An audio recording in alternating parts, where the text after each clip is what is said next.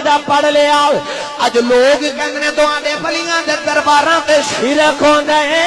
मौलवी रब काबा दी कसम है तू ते कुरान पढ़ पढ़ के नबी दी उम्मत नू मुशरक बनाई जाना है, नबी दी उम्मत नू बिदती बनाई जाना है। तेरे कुरान पढ़न जिन्ना सवाद नहीं जिन्ना साडे बाबियां दियां सरंगियां च सवाद है। तू कुरान पढ़ के मोमिनां नू मुशरक बनाई जाना है, साडे बाबे ढोलकियां बजा के मोमन बनाई जांदे। तेरे कुरान पढ़ के ना सवाद नहीं जिन्ना साडे बाबे दी कवालियां च सवाद है। तो कुरान पढ़ के लोगों नू मुशरिक बनाना है, साडे बाबे सरंगियां बजा के कलमे पढ़ा जाते हैं। अस्सलामु अलैकुम, कैसे हैं आप लोग? उम्मीद है आप सब बिल्कुल ठीक, सेहतमंद और सलामत होंगे। तो आज हम फिर से देखने वाले हैं हमारे मीठे मीठे प्यारे प्यारे हरे भरे लाल पीले रंग बिरंगी और रंगीले हलवाखोरों की कुछ अजीबोगरीब वीडियोस। तो शुरुआत करते हैं पहली वीडियो से। जब हुजूर गौसे पाक ने अपनी विलायत का ऐलान करते हुए ये फरमाया, कदमी हाज़िही अला रक़बती कुल्ली वलिय्यिल्लाह, कि मेरा ये जो कदम है तमाम औलिया की गर्दनों पर है। तो उस वक्त ख्वाजा अजमेर, ख्वाजा हिंद, हज़रत ख्वाजा गरीब नवाज रहमतुल्लाहि तआला अलैह खुरासान में, उस वक्त आपका जवानी का दौर था, खुरासान में वादी को में थे और जवानी के दिन थे। जवानी में इंसान बड़ा मुतकब्बिर होता है, लेकिन औलिया कराम इन मज़मूम सिफात से पाक होते हैं। जब आपने गौसे आज़म का ये फरमान खुरासान में सुना तो आपने ये फरमाया कि हुजूर आपका कदम नहीं बल्कि आपके दोनों कदम मेरी सर पर भी हैं और मेरी आंखों पर भी हैं। औलिया कराम का ये मोहब्बत भरा ताल्लुक तो देखिए कि जब हुजूर गौसे पाक ने ऐलान किया तो बगैर किसी चूं चाह के हुजूर ख्वाजा हिंद ने आपकी विलायत तस्लीम की।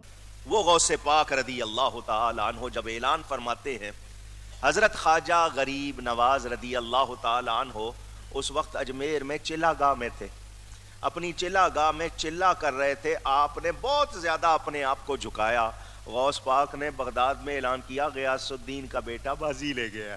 आपने एक ही कहानी सुनी लेकिन दो मुख्तलिफ हलवाखोरों की जुबानी, जिसमें एक उभरते हुए हलवाखोर हैं जो इस उम्मीद में कहानियां सुना रहे हैं कि एक दिन ये भी बहुत बड़े हलवाखोर बन जाएंगे और यानी पीर बन जाएंगे, और फिर छोटे मोटे हलवाखोर यानी मुरीद जो हैं इनके तलवे चाटेंगे। और दूसरे साहब को तो आप जानते ही होंगे, नूरानी साहब हैं जो कि उभर चुके हलवाखोर हैं, चमचमाते हुए हलवाखोर हैं, और अक्सर छोटे मोटे हलवाखोर जो हैं वो इनके तलवे चाटते हैं। कहने को तो ये कहानी सेम थी, लेकिन इसमें छोटा मोटा झोल था। एक कहानीबाज के मुताबिक इनके जो गरीब नवाज थे वो खुरासान में थे, और एक कहानीबाज के मुताबिक इनके जो गरीब नवाज थे वो अजमेर में चिल्ला काट रहे थे। तो हम जानना चाहते हैं कि भाई इनके गरीब नवाज थे कहाँ? अगर आपको लगता है कि इस कहानी में सिर्फ इतना ही झोल है तो मेरे भाई नहीं, इस कहानी में एक बहुत बड़ा झोल है।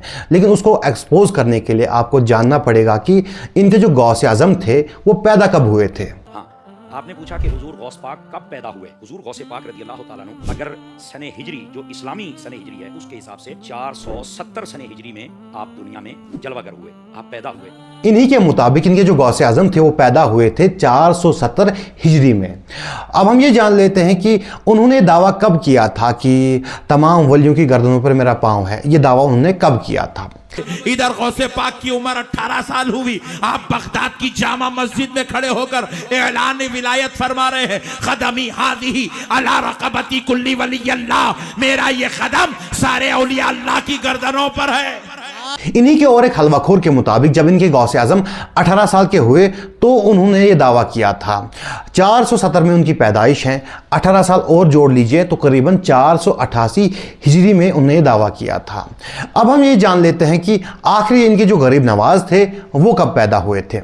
हज़रत सैयदना ख्वाजा गरीब नवाज शेख सैयद मुईनुद्दीन हसन संजरी चिश्ती अजमेरी रहमतुल्लाह अलैह 537 हिजरी में ईरान के इलाके संजर में पैदा हुए। जी हाँ, कहानी में जो झोल था वो पकड़ा गया है। अगर आपको समझ ना आया हो तो आपको मैं समझा देता हूँ। इन्हीं के मुताबिक इनके जो गौसे आजम थे वो पैदा हुए थे 470 हिजरी में, और उसके 18 साल बाद जब वो 18 साल के हुए तो उन्होंने दावा किया था।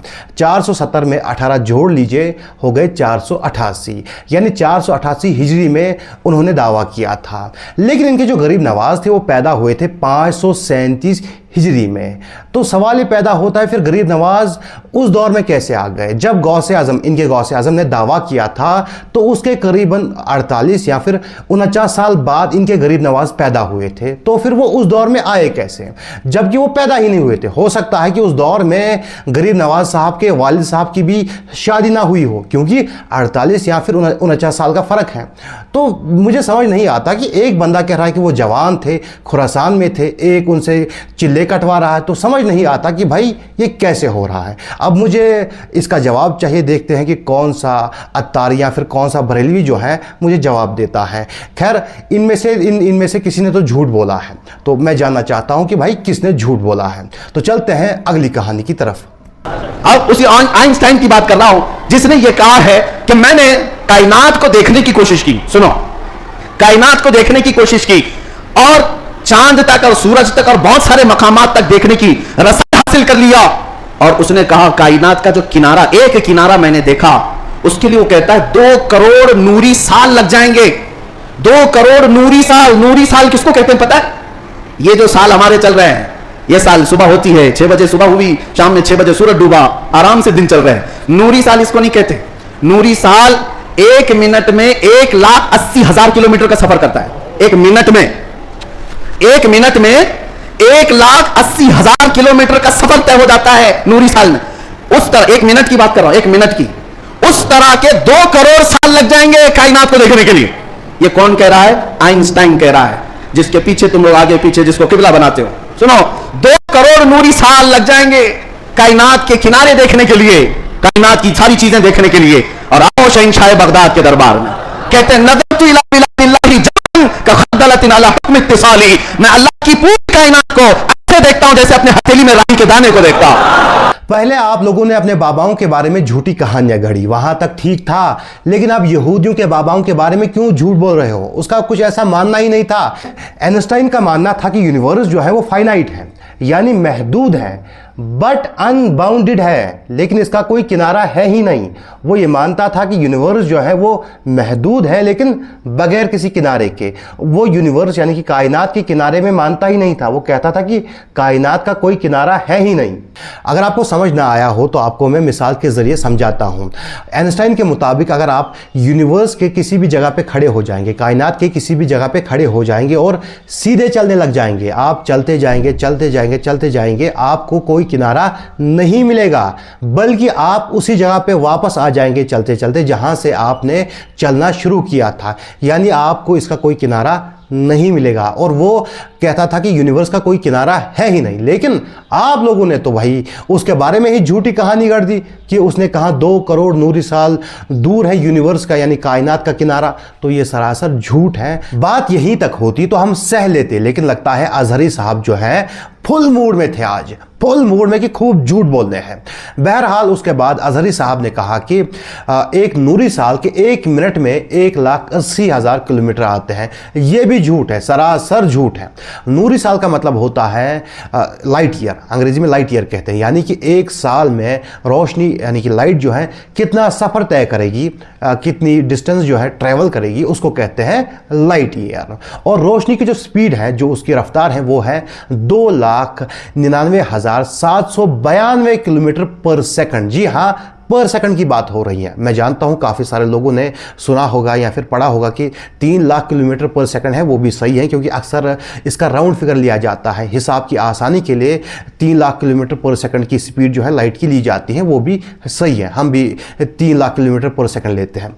इस हिसाब से तो एक नूरी साल के 1 मिनट में 1,80,00,000 किलोमीटर आते हैं, लेकिन अजहरी साहब कह रहे हैं कि 1,80,000 किलोमीटर आ रहे हैं। तो ये भी सरासर झूठ है। अजहरी साहब ने फिर से गलत बयानी की है। अब क्या ही कर सकते हैं। तो चलते हैं अगली वीडियो की तरफ। सबसे बड़ी यूनिवर्सिटी मुसलमानों की इंडिया में थी जिसका नाम अलीगढ़ यूनिवर्सिटी, बड़ी मशहूर, सर सैयद अहमद खान की बनाई हुई। उसके vice chancellor doctor sir Ziauddin Ahmad, जिनके नाम से ये अस्पताल बना हुआ है, फोटो भी लगी हुई है उनकी वहां पे। ये वाइस चांसलर थे अलीगढ़ यूनिवर्सिटी के। इनको एक मसला पेश आ गया रियाजी का, मैथमेटिक्स, अर्थमेटिक क्या कहते हैं आप। उस जमाने में पाकिस्तान तो अभी बना नहीं था, हज़रत की वफात 1921 में हुई है, पाकिस्तान तो 1947 में बना। पूरे इंडिया में उनको इसका जवाब नहीं मिल रहा था। सब जगह उन्होंने राब्ता कर लिया, कहीं जवाब नहीं मिल रहा। उनको बताया गया इसका जवाब जर्मनी में मिलेगा। कहां मिलेगा? वहां पर माहिर हैं माहिर रियाजियात है, वहां जाओ, यहां नहीं मिलेगा, इधर खत लिख रहे हैं, उधर लिख रहे हैं, कहीं तसल्ली नहीं हो रही। वाइस चांसलर थे, जवाब जरूरी था, तैयारी कर ली। हजरत सैयद सुलेमान अशरफ, वो भी उसी यूनिवर्सिटी में थे और आला हजरत के मिलने वाले थे। उन्होंने वाइस चांसलर से कहा, जर्मनी तो जा रहे हैं आप, ये अलीगढ़ से 50-55 मील है बरेली, गाड़ी आपके पास है, तो बस में या ट्रेन में तो जाना नहीं, आपको तो सरकारी गाड़ी मिली हुई है, घंटे भर का रास्ता है, वहां पर आला हजरत से मिल लीजिए। वाइस चांसलर ने कहा, बड़े बड़े उस्ताद जवाब नहीं दे रहे, मौलवी क्या जवाब देगा? उनकी नजर में तो मौलवी को क्या मालूम होगा, सिर्फ यही कि नमाज कैसे पढ़नी है, हराम हलाल के मसले, निकाह ज़कात के यही मसले आते होंगे, और क्या आता होगा? मिल तो लीजिए, 1 बार 2 बार 3 बार 10 बार कहा कि जा रहे हो, जब जर्मनी तक जा रहे थे 1 घंटे का रास्ता, अच्छा चलो। ये कोट पतलून पहनते थे, टाई लगाते थे, आला हज़रत के सामने कोई टाई में आ जाता था तो उसकी खैर, सलीब का निशान है, क्रॉस का, आपने फैशन में अपना लिया। वो सुलेमान अशरफ साहब ने पैगाम भेजा, वाइस चांसलर को लेके आ रहा हूं, टाई अगर उसने पहनी हो, कोट पतलून तो डांटिएगा नहीं, जरा पहले दिल काबू कीजिएगा फिर। लीजिए जनाब, ये कॉलेज बंद हुआ, दोपहर के टाइम चले, जिस वक्त बरेली पहुंचे असर की अजान हो चुकी। असर की अजान, आला हजरत ने आस्तीन चढ़ा ली थी वुजू के लिए, वुजू करने के लिए अपने कपड़े की आस्तीन चढ़ा ली थी, पहुंच गए। आइए क्या बात है? उसने कहा, जी बड़ा अहम मसला है, नमाज का टाइम हो गया, पहले नमाज पढ़ लें फिर आराम से बात करें। आला हजरत ने कहा, बताइए तो सही। उसकी नजर में तो बहुत अहम मसला था, उसको कहीं से जवाब नहीं मिल रहा था। उसने कहा, जी बहुत अहम मसला, फरमाया कहिए तो। उसने कहा कि शायद इनको बहुत जल्दी है, उसने कह दिया, अभी उसने बात पूरी नहीं की, आला हजरत ने जवाब दे दिया।